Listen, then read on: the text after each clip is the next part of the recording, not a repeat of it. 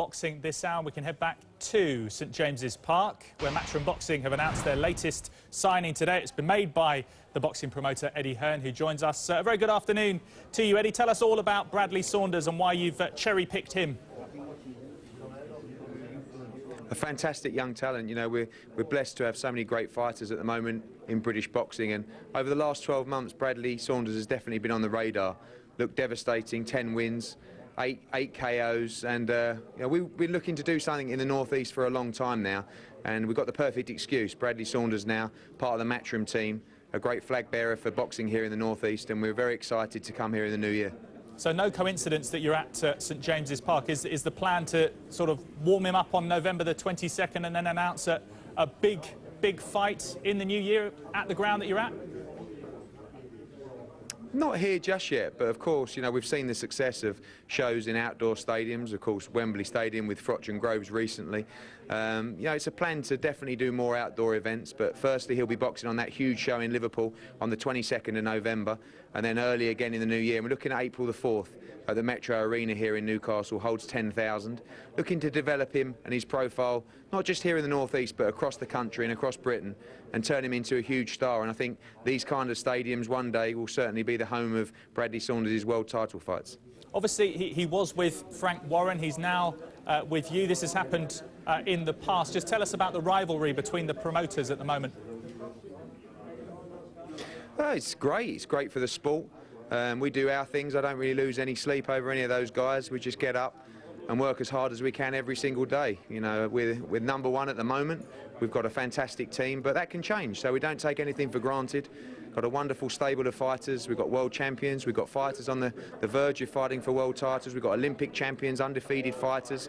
So many fighters at so many different levels, and it's great for British boxing. You know, people talk about a monopoly in sport. It's not a monopoly, it's just that we're the best right now. But we want to be challenged, and we are being challenged. I think since our involvement in boxing started again a few years ago, it's given everyone a kick up the backside. And I think boxing is booming, not just us doing great things, but a number of promoters doing great things. So the more competition, the better. You know, we want everyone coming at us to try and become number one. And like I said, we'll take nothing for granted. We'll keep doing the best job we can for all our fighters and giving us the best opportunities to win titles and make as much money as possible. Now, obviously, Bradley's going to be on the undercard of Cleverly against Bellew. What are we, 12 days out now? Do you want to start the build-up here? Get us excited about the event. Well, yeah, I mean, it's a massive event, you know, of course. Cleverly against Bellew too, it's a huge grudge match. That's getting everybody talking, but it's the card. You know, so many great fights on the card, so many great fighters on the card. Of course, George Groves back on the bill there. James DeGale fighting Marco Antonio Periban in a huge fight.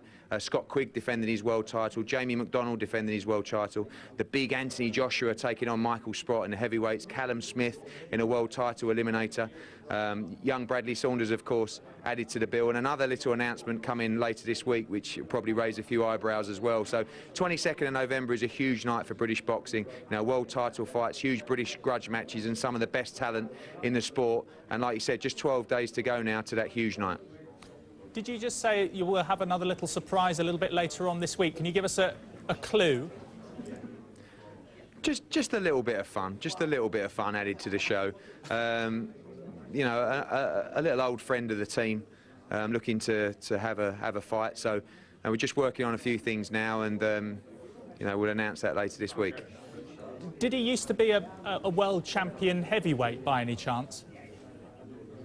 No, I know what you're getting at, but you're wrong on that count. But not quite as big as David Hay. But you know, it's we've got a pack card already. But this guy's been on at me for a while, and I've given in.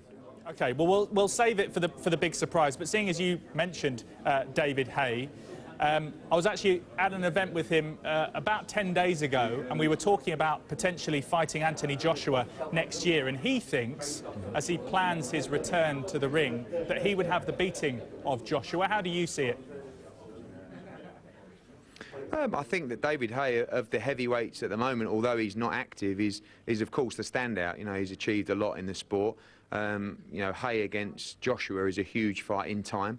Anthony's definitely not ready for David Hay yet, but he's developing a fantastic rate, and I think one day that could be a huge fight. I think more realistically, the likes of David Price, Tyson Fury and Derek Chisora are more targets for the spring-summer of next year, and I think I'd be very confident that Joshua would beat those comfortably now. David Haye is an elite-level fighter. I think, like I said, although he's been inactive, he's achieved a huge amount in the sport. How hungry will he be to return? But my advice to those heavyweights out there is get Anthony Joshua sooner rather than later, because he's going to get better, he's going to get bigger, he's going to get stronger, and he's going to be the very best, I believe, the country's ever seen. I think the world has ever seen. I know there's a huge amount of hype on Anthony Joshua's shoulders at the moment. The country's getting very, very excited, but he's got it all. All he's got to do is keep his head down and keep working hard, which I know he will. And the likes of, you know, Fury, Chisora, Price, and of course David Haye, they'll all get theirs in time. You spoke about the hunger to return. One final person I want to talk to you about is Carl Froch. How hungry at the moment is he to return, and how likely is this fight against Julio Cesar Chavez Jr.? Because I understand that his solicitors were in the process of getting this fight sorted. Has it moved any closer, or is it not going to happen? Chavez has got some promotional difficulties to overcome. He's signed a managerial deal with Al Heyman, who's locking horns with Bob Arum, his promoter, or his former promoter, or whatever, who you ever want to believe out there. But they're trying to get things sorted. I spoke to Al Heyman last week. I think everybody wants the Carl Froch fight, and that includes Julio Cesar Chavez, that includes Al Heyman, that includes Bob Arum. So hopefully they can get it together. We've virtually agreed terms for that fight in the past, and I think it's a very easy fight to make. Once they get the dispute over with, I'm hopeful that's a fight that could happen, probably around the February or March time. But, you know, for Carl Froch, he's enjoyed a break out of the ring, spending time with his family, and, you know, the cold mornings and cold nights are setting in now. It's a little bit harder to get up and have those hill runs and have those hard sparring sessions unless you're in a fight that you really want to be in, and one that really motivates you. I think he's done so much in the sport. He wants something different now. And a fight in Vegas against Chavez certainly ticks those boxes. So I think he's happy to wait. He has to make a decision about his IBF title before the 31st of December. Otherwise, James DeGale will get a shot at that vacant title. And don't necessarily rule out DeGale against Froch just yet. But certainly the #1 priority is the Chavez fight and a trip to Vegas, hopefully in the spring. Excellent. Sounds good. Eddie, thank you very much indeed.